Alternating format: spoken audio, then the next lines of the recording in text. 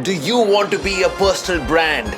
Do you want to increase your following from a few thousand to 100k plus? All it takes is 21 days.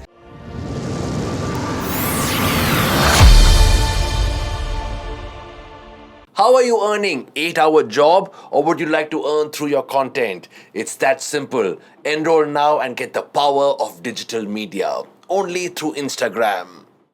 That you've heard before. Many have said this, very few have done this. Talking about the power of social media, today it's not just entertainment, it's also a sense of entrepreneurship. It's not just biasness, it's also branding. Today, my friends, we talk to someone who I have seen very, very often. You have seen very, very often. I would say the OG of digital marketing. Because we're going back all the way when you were very, very young comparatively in the year of 2006 when all we knew was mobile phone, computers, laptops. Very few realized that there is a future in this, that this is a source of advertisement. Besides newspapers, besides TV advertisements, besides hoardings, there is a world that's going to dominate, the digital world. And with me, of course, is the founder of Echo of Me, the founder of Digital Scholar, and a man we've seen so nice, so well, so popular, who's talking about viral, but he's going viral himself. Saurav Jain, vanakkam and welcome. How are you? Hi, thank you so much for having me here. I'm absolutely amazing and I'm so excited to make this happen. Very excited as well. You know, the word viral is what goes up and comes down. I think you've been just viral all the time. You've been trending for a very, very long time. The world has changed, and so have you. Things have changed so much around you. Tell me, 2006, very few thought of digital marketing, right? When did all this happen? Who was Saurav Jain before the digital era? And what made you think that there is a future? It's a foresight, right? You're seeing something which very few are seeing. What was that? And it's not been an easy journey. People look at you and say, look at the amount he's earning, look at how popular he is. Very few people realize the story that's unseen. I think it's very accidental story because I was doing biotechnology in Loyola College and they gave me a lot of leaf and stem to dissect. So when every practical class they would give me a leaf or a stem or a frog or a cockroach and then I realized this is not me. So somebody offered me a job to write content on websites in 2006 and I accepted it because my dad was also not paying me part-time any kind of a part-time income. Pocket money. Pocket money, right? That's what we used to call it. Yeah. So I got a part-time job in the space of digital marketing. I didn't even know this terminology then. There was no terminology called digital marketing. It was just a website building agency and they would write content. And if you would write the right kind of content that people would search for, it would basically bring the websites on top. So I learned this art very early in 2006. And that's when I realized I think I like marketing a lot. So then I went to UK to do my post-graduation in international marketing management because I found my calling in the space of marketing. I think that's where the journey began. So when my digital marketing teacher was teaching me in UK, I realized I think I know more than what she knows because she never practiced and I was practicing that here in India. So I realized that it's the practice of digital marketing that makes you a great marketer. So that's when I decided that even if I come back to India, I want to do something in the space of digital marketing. It wasn't a very popular terminology then, but then I think it became popular by 2015 is when it started to pick up. You were 1 decade too soon, to be precise. So true. Even I felt when I was in school, I know more than the teacher, but very few get it right. My teacher was right, and I think this time you were right against your teacher. True. Let's go back and talk about what the era was. Today we see everything is changing so fast. We use this word algorithm. It's like a formula we never understand, we only try to understand. What was digital space like in 2006 when you joined in? What are the phases you have seen and which are the most impactful? And is this the best phase or is this the most populated phase? This is only evolving at this point of time. I won't call it's a very populated space because yet there's a lot of people who have not used digital to its truest potential yet. I would say. So I think what I saw in the past was absolutely basics. Also because the penetration of digital was very less, and the cost of data was expensive. Yeah. Now, since Geo has come, it's become cheaper. People have smartphones in their hands. So there's a lot of people who are getting on digital. But what I would say is the dynamics have changed. Earlier, everything was about need and discovery. Right now, everything is about people are thrown surprises because they just see something new and they get hooked to it. So they don't know what's coming. They don't want it, but they just get used to it because they've been watching it on a regular basis. So the dimensions have been that you don't know what's gonna come next. It's not in your control anymore. So that's the algorithm all about. Yeah. It's about let's throw a googly on an audience and see is it working or not working. And that's what it is all about now. We see some new trend and then we start following the trend. We weren't expecting that trend. Yeah. And earlier we predicted trends, Yeah. which was not the case right now. Now you are surprised yourself sometimes, right? Right. And some are trend setters, trend makers, and some are trend followers. I think someone who predicts the trend is the man right in front of my eyes. You know what's happening. You know how to emphasize the trend. But whenever you meet someone, sort of, you ask the question, "Hey, how are you?" One question I know you are throwing it all the time: how do we go viral? How do we go viral? So I want to understand what is going viral. This word has been used minus COVID. What is viral, first of all? Is going viral and good content actually the same thing? And in my little experience, very, very minimal compared to yours, it's not the same thing. Going viral is playing to the gallery, and good content is playing to your ethics. True. I feel it's different. True. Tell me what is going viral and viral versus content. Where's the balance? So if you're trying to create content and if it's not going viral, then who are you creating content for? That's the most important question you need to ask.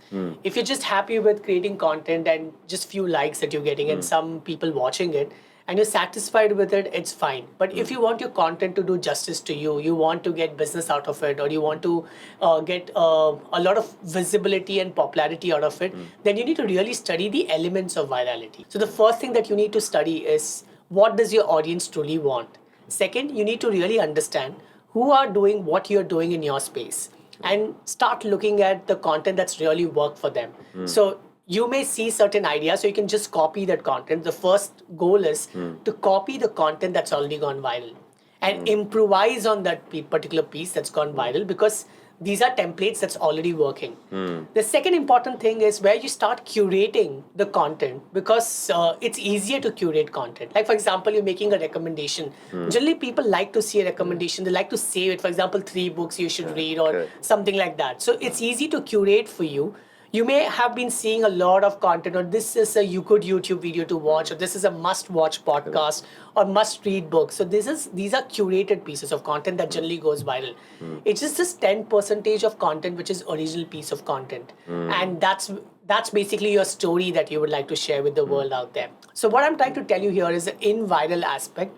The more and more you study the element of virality, and then you start to create content, you understand what is that would work from a viral template perspective. Otherwise, you will create content and a lot of content, and then one day you'll be like, oh, I have to stop this because it's not working for me, because you didn't work on your roots right. Correct. Very well explained. So it's not just a throw in the ocean. It's not just a dice you are rolling. There is a bit of logic. It's about being proactive, understanding and reacting at the right time. Am I right in what I'm saying? Absolutely. Okay. So today, what are most people doing wrong? You know the right ways to do it, but sort of I think I'll be right in saying that you know the right things to do only because you made the mistakes as well. Right. You've had your highs and I'm sure you've had your lows. Not personally, but we're talking professionally now. So what is it that you did wrong on your social media space to create your own brand? You always come on social media and say, this is a brand story. This is a personal brand that you have built, courtesy Digital Scholar. Tell me, how did you build your brand? And what are the mistakes you did that one should not repeat in personal branding? I think one of the biggest mistakes which I did in my journey is constantly comparing my Instagram with someone else's. And in this process, I lost my authenticity in between because I was trying to be someone else, but not me. So one of the most important things here is that you need to be your authentic self. So while you study people, you don't have to become them. You just have to be yourself, because people like to see you and not somebody else on behalf of you, basically, Correct. right? And that's the first thing. Second mistake which I did was I used to create content that I believed is important for my audience. I never studied what is that my audience wanted. When I started my journey, I would be like, no, this is something very important for my audience to read or watch. And it would be a very concrete or a difficult piece to even understand. People don't really want difficult stuff. They want simple, stupid stuff. It's the KISS complex, right? It's a keep it simple, stupid. Yeah. Simple, stupid. So I realized that the more simple content it is, the better it is for them. So I started to simplify my content. And third thing, I never focused on quality of the content. When I say quality, I mean the quality of production. Many people think, oh, take your phone out and record and upload it. That's fine. But if you want to really play a serious game on Instagram, then I think you should really focus on quality production of your content, because when something goes viral and somebody's coming and stalking you, they see that you've taken a lot of effort in creating this content, they would immediately follow you and they'll start engaging with you. And that is one of the things that I believe I never did earlier. But of course, I've started evolving and made things better. And you say it so nicely. If you take yourself seriously, you find out what they want, but still give your original self to them. That's when you're creating your own personal brand space. Right. We were talking off camera, and you said that, my Orkut was there. Facebook was not even born in 2006. Every social media app or platform, as they call it, has a lifespan. Facebook, they say today is done and dusted. You know better. LinkedIn, they say, is the new thing. Instagram is everywhere. Snapchat is for the young few. And Tinder is for those who are swiping, very busy. But is Instagram here to stay? Are there apps that are potentially going to be really, really strong, which we have not seen yet, but you have spotted it and you say, this is going to be the next big thing? So, Instagram versus other apps, what's coming up? I think Instagram is here to stay for long, because if you understand the pattern of the founders of Instagram or Meta for that matter, they themselves killed Facebook and they don't talk about what's new on Facebook. They always talk about what's new on Instagram. What are we working on? Right? So that's one of the things that you have to understand. If the core organization, which is Meta, is focusing a lot on this, then I think this is not going to die sooner. Second, WhatsApp is going to really become bigger from a business perspective and even from a personal brand's perspective, because WhatsApp is coming up with channels. WhatsApp stories are becoming very important. WhatsApp will have communities in itself. People start following people on WhatsApp. So slowly WhatsApp and Instagram will become equivalent to each other. And the third thing that people generally ignore is also Snapchat. Because if you see, the Gen Z is largely on Snapchat, and since they are growing up now, they will not leave Snapchat so soon.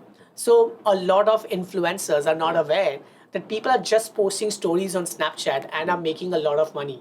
Whereas you have to post a lot of content on Instagram to get a brand deal, and that's when you start make money on Instagram.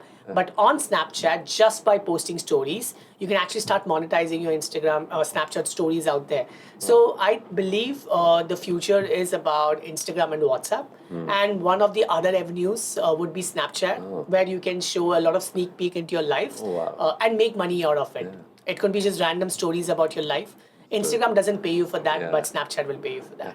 Please leave Tinder and get on to Snapchat. I think it's a lot more useful for the moment at least.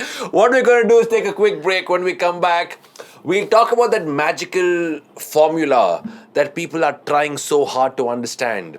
But it is understandable because people like Saurav have mastered it. We'll talk about this. Stay locked in. This is Chennai Live with Saurav Jain. What the formula? What the formula? I remember in school we had always some formulas that we never ever understood, Saurav. One was this tan theta plus cos theta divided by sin theta equal to what theta? It didn't matter, so we left it. Then it came in this lab, which you were in bio lab or chemistry lab, N2HSO4 plus H2O equal to what? It didn't matter, we poured a few things, we didn't understand. But one formula that we really want to understand because it matters to all our lives is this formula of Instagram's algorithm. Suddenly this word has become algorithm is not favoring me, so my reel does not trend. Algorithm is favoring them because they are paying on Instagram. Before we go into algorithm, what are the myths that people have? Paid marketing, some say, is very good. Instagram will push your reel. Some say once you pay, Instagram is never going to leave you. They're going to keep taking money out of you. What's right? What's wrong? What's the myth of Instagram? I think algorithm definitely favors few people. Generally, if it's aesthetically pleasing or they're very entertaining, you'll eventually see them going viral very often because Instagram gets a lot of watch time there. So the crux of this is watch time. The more watch time your reels get, the higher the chances that Instagram shows interest in you. So you should create content which is shorter but is also very valuable or very entertaining so that the watch time increases and people like to watch it again and again. The second important factor is the shareability of the content. Like when you create content, you should ask yourself this question: would you share this content with your friends? And if you think you're not going to share this with your friends, then I'm sure that when people are watching it, they will not share this with their friends as well. So that's the second most important thing that you need to take into consideration while you're trying to crack the game of algorithm. And the third thing is you have to stop the scroll. And that's what people don't work on. When I say stop the scroll, hook, the first few seconds of your reel matters a lot. So what you say there makes a lot of difference. For example, you can either say how to grow followers on Instagram, or you can say if you don't do this, your Instagram followers will never grow. And that's what make people stop by. So there are various kind of hooks like negative hook, questions, listicles. So you need to study and understand what is working the most in the market right now. So in order to crack the Instagram algorithm, you also have to learn what is the style of content, what is the type of content, what is the topic that has worked the most in the past. Most people try to chase something new, and in the process, they actually forget to understand that there's certain style of content that works the most on their platform, and they should keep replicating that style, that topic again and again, because that's what that's what Instagram denotes your content. I mean, your algorithm denotes your content with thinking, okay, this is the topic that we need to pick up, right? So you need to stick on to that style again and again. Like I stick on to a certain style because I know this is something that's worked, and I do that every week. And every time I do that, it just goes viral because that algorithm understands that this is my style. So define what's your style. Yeah, okay. Now, if I want the next 90 seconds to go viral, zoom in tight. Okay, if I want the next 90 seconds to go viral, tell me what happens. Do the hashtag that needs to be there, or the music that needs to be there, or are you supposed to cry? Are you supposed to take off your jacket? Am I supposed to hit you? What am I supposed to do? Or what are we supposed to do? Catch the attention, hook line, hold them, and make them watch it again. We're supposed to do all of them together. So how do you create that? What are the elements that go in? It's not just what you shoot, it's also the music, it's your hashtag. Does that also matter equally? Right. So, now the competition is increasing. So it's no more about how you're sitting in one place and you're giving a lot of knowledge to the world out there. It's also about how you edit your content, how many jump cuts you have, zoom in, zoom out, what kind of elements you add, what kind of sound effects you add in the back end. So it should become like a small or mini Bollywood drama for people to watch so that they are hooked throughout the particular video. Every 3 seconds, there should be an element to entertain your audience or excite your audience or surprise your audience. To keep them keep them watching the content till the end. So that's one of the most important aspect. Having said this, a lot of people try to give people what's already been given. So when you try to do your research, people just keep researching what's been given. So they keep replicating the same template. I have seen some creators who go out of the world and they do their research using some old books or old journals, and they try to bring some element or content or historical fact that people were never heard of in the past or never seen before. And that is something that we need to take into consideration while creating content. Either we do what's already going viral, or we try to do what's never gone viral, never heard before, and we should try to bring those stories out to the people so that people would like to watch that up, basically. But wouldn't the latter take a lot more time? It could take a lot more time, but your audience will be very loyal to you in that case. Right. It would be very authentic. Yeah. They would figure out that this is something that never I have. So you should take the new piece of content, and then you try to add the elements of hooks, the 3 seconds element out there. You try to add the background score. You do great editing. So you should improvise on that aspect, which makes it look very entertaining for the audience. And that's where people start to pick up and they start to take this very seriously.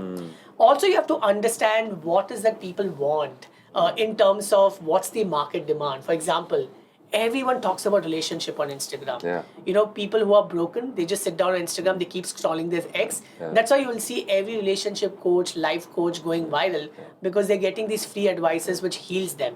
You would have seen a lot of these sad songs of Anuv Jain going viral because people likes to hear them again and again on loop because it calms their mind out there. So if you understand the pattern, people like to know about the future. So astrologer is going viral, numerologist is going viral, a guy who's into healing is going viral. So you need to understand what the market wants, and then you should start creating content accordingly. I think we both should create something on relationship.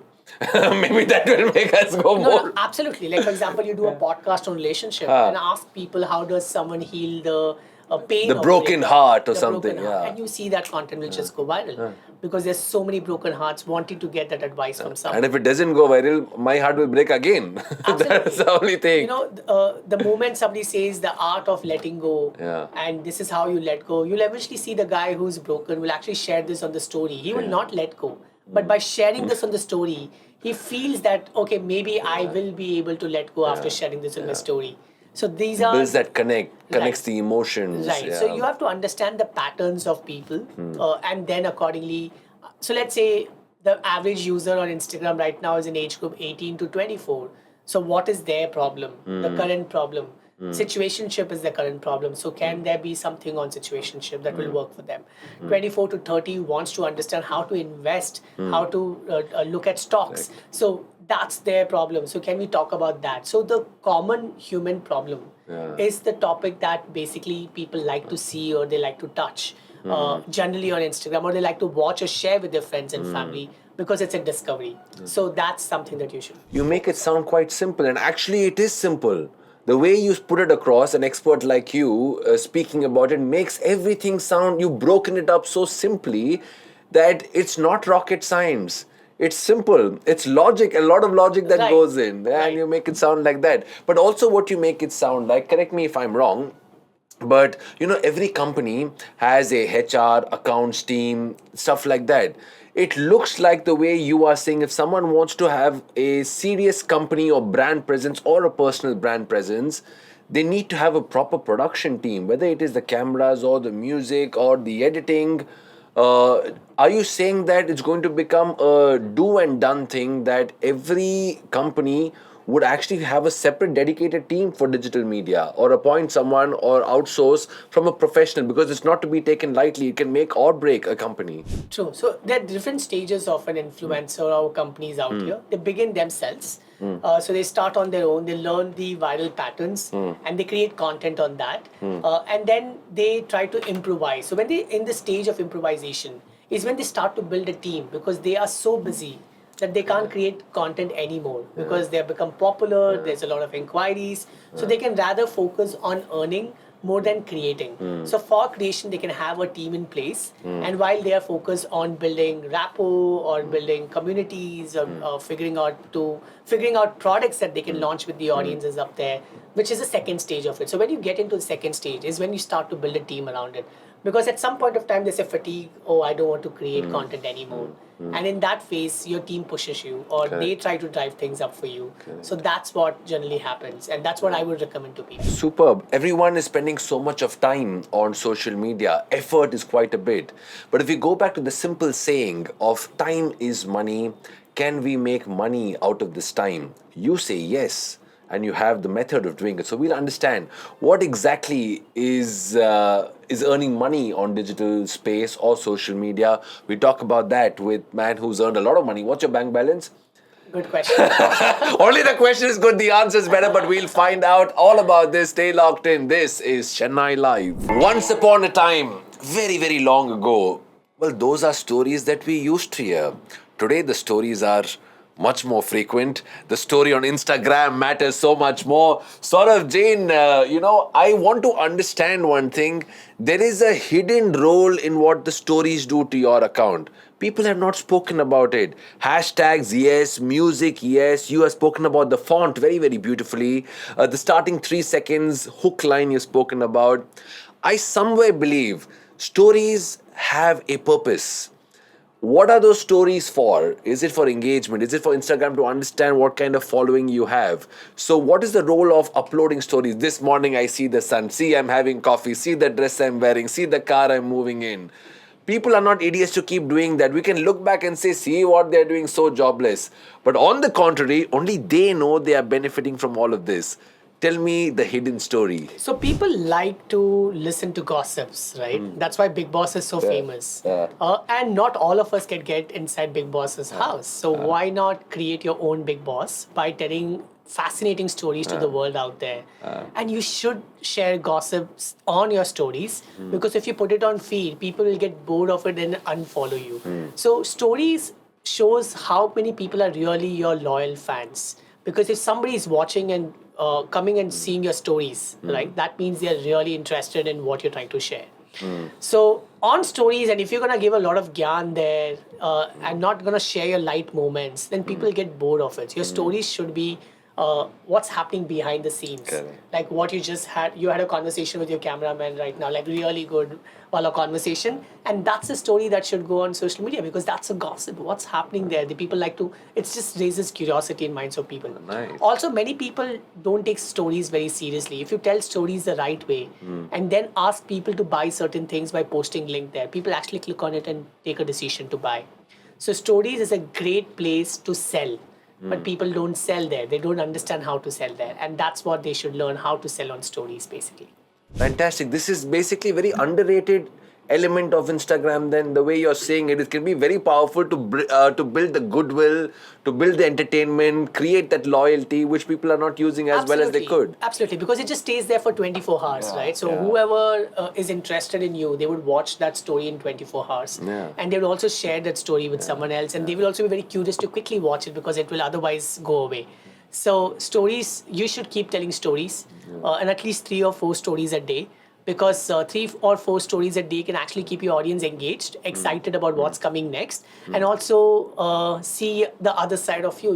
You what are you eating? What are you drinking? As I told you, it's just a good Big Boss show for people. Yeah, very nice. But tell me, we're speaking only the pros of Instagram or social media, the digital world at large.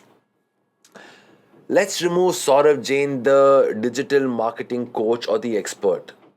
Let that go. Saurav Jain, the individual, the family member.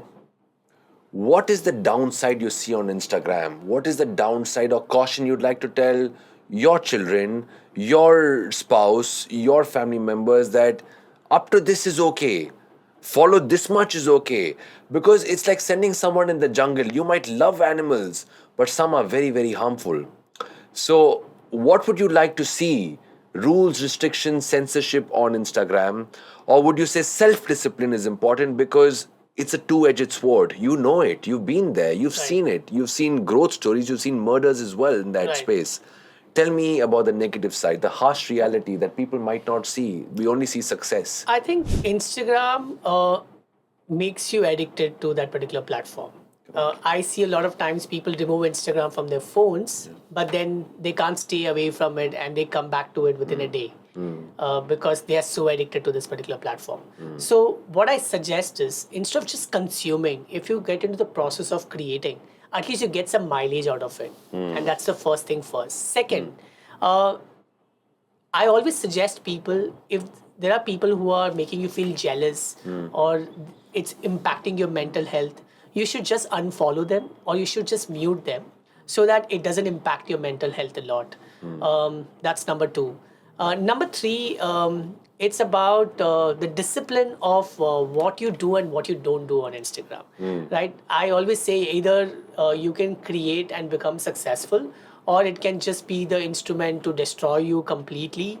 By just talking and just staying there for longer hours and doing nothing about it. Like a lot of people wake up to reels, a lot of people sleep scrolling reels.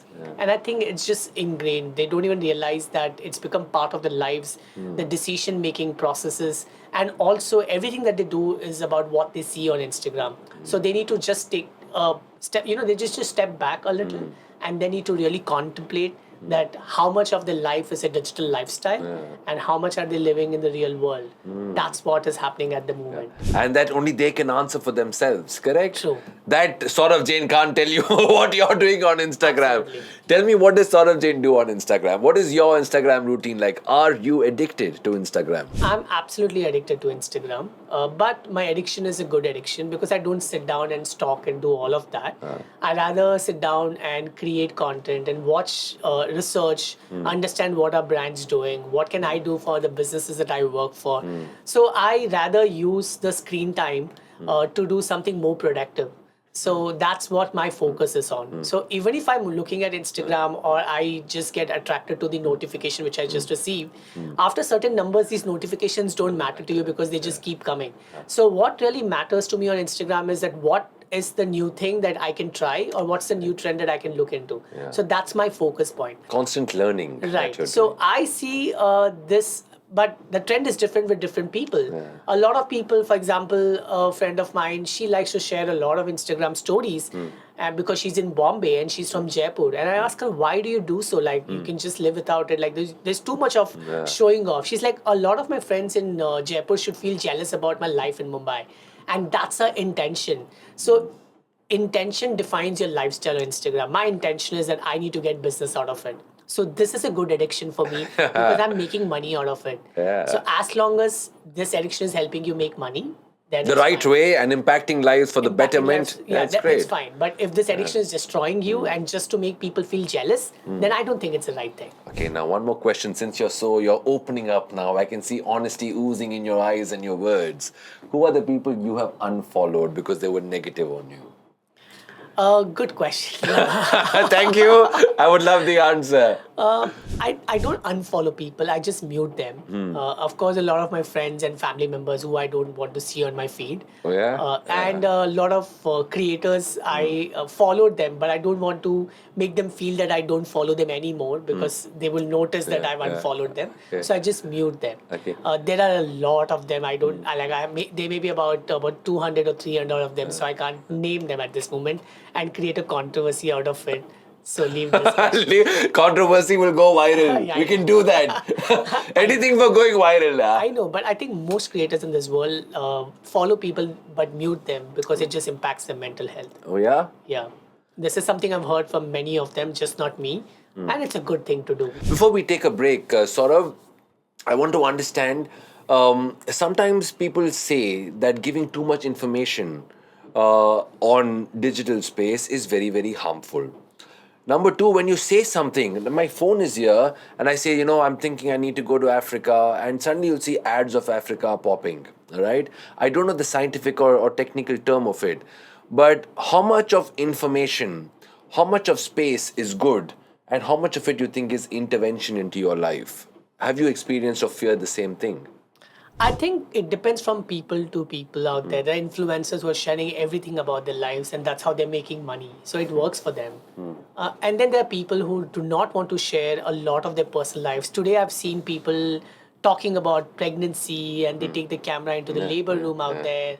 So there's a lot of these things that's happening right now because that's what their audience wants to see. So I don't know how much of this is too much, but because I would say people who are in the age group 30 to 40, they restrict and they decide this is not what I would like to post. I think people who are in 18 to 24 now, they like to share everything about their lives. There is no restrictions, there's no second thoughts, there's no fear in their mind. They're just fearless, right? And we have been cultured like that. Don't show off, don't do that. So we restrict and we don't share a lot of those things, right? And having said this, the second question you're talking about, when you just think of it and you see an ad pop up, because it's also because your cookies, right? You search for something or you spoke something because Instagram hears you out. So even if you have... So hold on. You are saying Instagram hears you? Absolutely. So when you're having conversation... If your app is shut as well?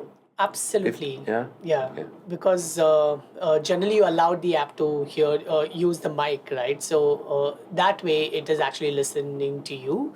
So when you're talking about Africa and you having that conversation, then suddenly you start seeing Africa advertisements popping up. It's also on the behavior of your research. For example, there's a wedding in your family and you search for certain kurta. And from that day, you'll see all kurta-based reels, all kurta-based advertisements. So Instagram is creating a personalized experience to you. And it will stop after some point of time. Like it will no more show you kurta ads because it's realized that, okay, you're no more interested in it. And maybe the next thing starts happening to you. So you will notice that the kind of reels that you see is very catered to your needs or your interest. And that's the personalization or the impact of personalization. And that's happening because of your behavior on your phone or on chat or what you search. And personally, you're okay with it? That Instagram can hear you? It's like having a camera of Big Boss, which you don't even want, you don't even know. See, You've not even volunteered or agreed to it. that's where the privacy policies are in place, and that's what the scrutiny was all about with Yeah. Mark and the Meta team. I think they don't care about it. They just want to really peep into your Personally, are personal you lives. okay with it? I'm personally not okay with it because obviously it's too much of privacy breaching, but then you can't stop it. So you got to live with it and you need to figure out how But much you want if to live with today we it. don't want that, then can we switch off the net and still keep the phone on? Your internet is off. You No. can keep, yeah, you can switch off your internet and then you can keep your phone. Then I think you don't pass on that information to Instagram. Okay, maybe. Fingers crossed. I don't know. That's Anyway, that's less likely to happen. Instagram is a friend that you want and still don't want at times. That's how it is. But well, Instagram can be a very, very strong weapon to build your own branding, and that's exactly what we will be talking about. Whether it's for your company, whether it's for yourself, how to build your brand with a man who's a brand himself. Stay locked in. Where's the money, honey? Forget the honey. Let's talk about Instagram. Where's the money, Instagram? Some people earn through influencer marketing, and everybody who's got 10k followers, 32k followers, organic or bot, we'll understand from Saurav what's the impact of bot following also. But more than all of that, how do you earn money? Is it influencer marketing alone? That's the only way to get it from clients, from a shampoo, a food product, a clothing product. You say in your ads and in your pitches and your speeches and seminars that you've given that it can be a very strong money making tool that you have. Only you need to know how to use it. True. You use it. Tell us, how do we do it?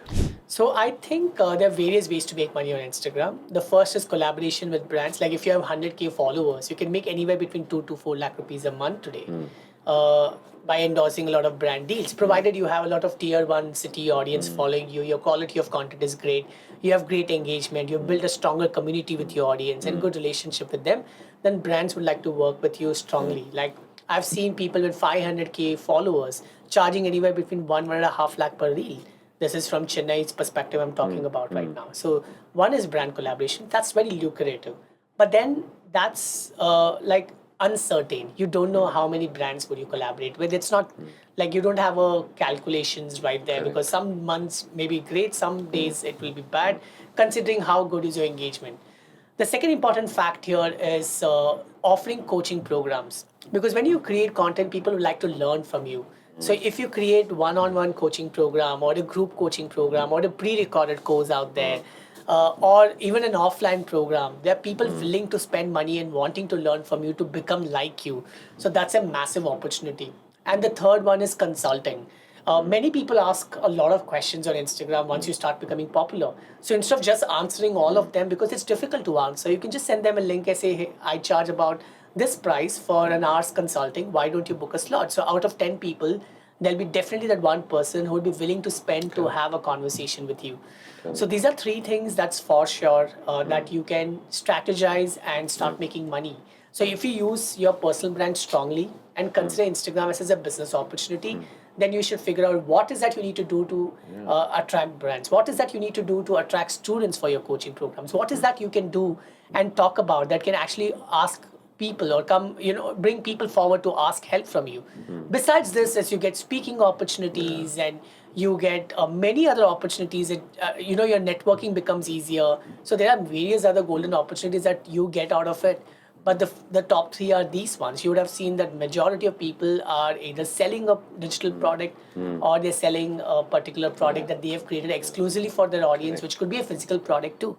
So your audience then demands for certain things that you can create and sell to them. So these are various ways that you can make money on Instagram today. Very well explained. I recently went to a school and we always had this. Now, what do you want to become in life? We asked them, and doctor, scientist, engineer, CA, that's what we used to say in school.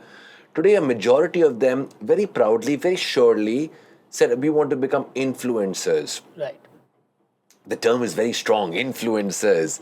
But let's talk to them, about them. How does one become a social media influencer? If people listening or watching say, I want to become an influencer, I need to earn what Saurav is saying, I want to do those collabs, I want to be there, I want to conduct those classes. Is it one reel that changes your life? Keep doing reels till that one changes. Is it a slow process? What is the formula to become a reliable, well-renowned, organic influencer?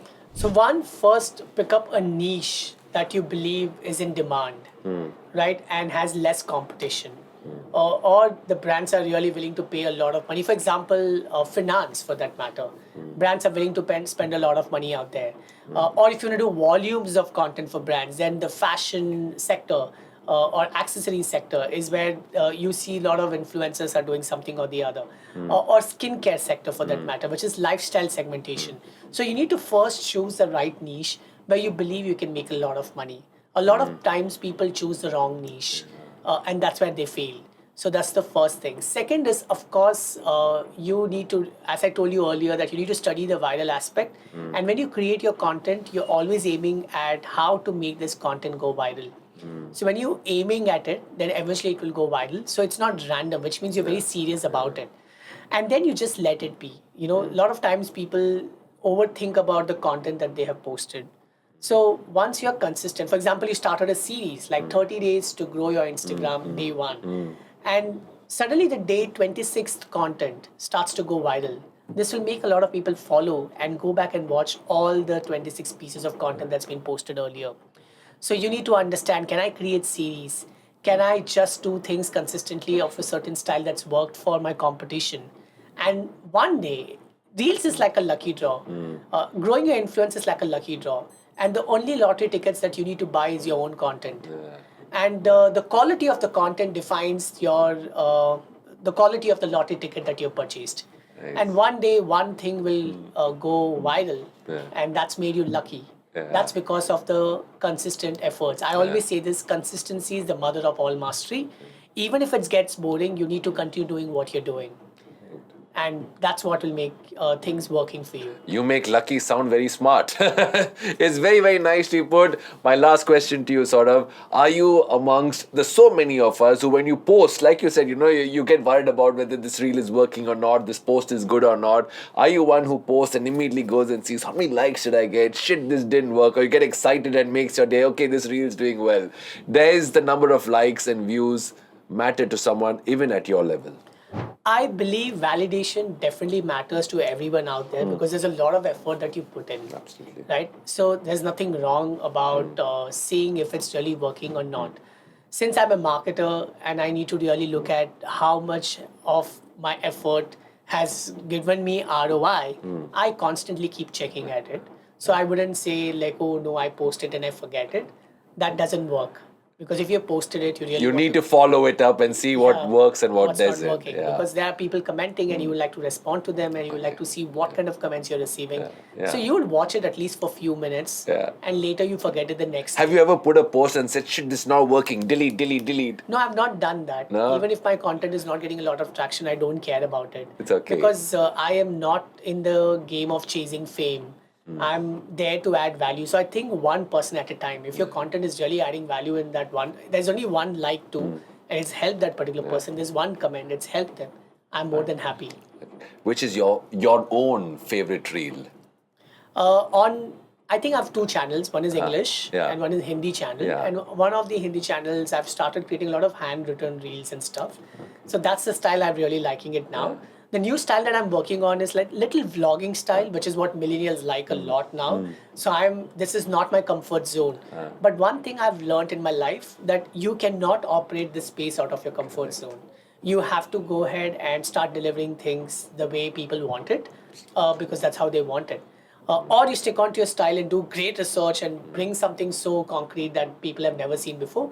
So I keep pushing. Also because I'm a coach and I want to teach that style to my audience. So I keep pushing myself and I try new styles, which is not in my comfort zone. But good, you're moving out of the comfort zone, giving them, like you said in the beginning, Right. giving them what they actually want and what they need. Last question. The last of the last, okay, huh? Which is the reel you see and you feel so embarrassed saying, shit, I can't believe I did that also. Which is that? I think I danced once for the sake of engagement and views. Okay. And I'm very embarrassed of this. When was that? Get that reel, dude. When was that? 2018 or 2019. Oh, it's a while I think, back. During the COVID period. Because I believe that's what people wanted, entertainment. So I went out of the way to do that. And a lot of people unfollowed me saying that this is not you. And that was true because that's just not me. So I stopped doing it after that. But it's very embarrassing. The reel is still there. I've not deleted it. So we can find it for sure. It might go viral now. Even my wife asked me this question. It's like, what's wrong with you? Why are you creating such cringe content? Because I learned that cringe works the most. Harsh reality. Yeah, the harsh reality. So I wanted to be a little cringe. But then for cringe, you need to have a personality like that, which I don't have. So, yeah. I'll tell you what, Saurav, we've seen you on camera, and I always thought the person off camera will be very different. I'm very proud to say it's the same guy. The person you see with a lot of following, lakhs of following on different platforms is the same guy. Loves his work, works for a larger purpose, enjoys what he does, and knows what he's doing very, very well. So thank you, Saurav. It's been a pleasure to have you on Chennai Live, and may all that you do be watched by the world and admired by them as well. Thank you. Thank you, Rajiv, for having me. I'm not Pleasure. saying this just to conclude, but I think your energy is amazing. Oh, thank you. And it's very rare to have an energy like yours. So that's I'm learning from you today. Thank you. Please start on that. Close up on that. First 3 seconds, ide hook line with it. Let's go viral. Okay, thank you. It's been a pleasure. Thanks, Rajiv. This is Chennai Live, radio redefined.